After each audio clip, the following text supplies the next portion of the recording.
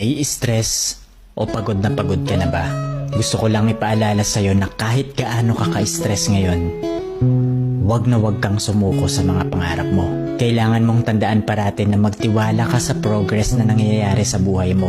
Kahit alam ko na minsan sobrang hirap at sobrang nakakapagod na din talaga. Magtiwala ka sa kakayahan mo. Ang dami mo nang nalagpasan na mga malalaking problema dati. Ngayon ka pa ba susuko? Patuloy ka lang na lumaban.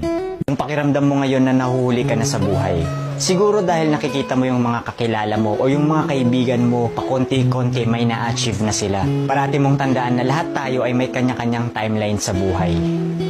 Hindi ka nahuhuli at hindi ka rin naman nauuna. Kung nasaan ka man ngayon sa buhay mo, yan ang lesson at experience na kailangan mong pagdaanan ngayon. Lahat tayo ay may sariling kwento sa buhay na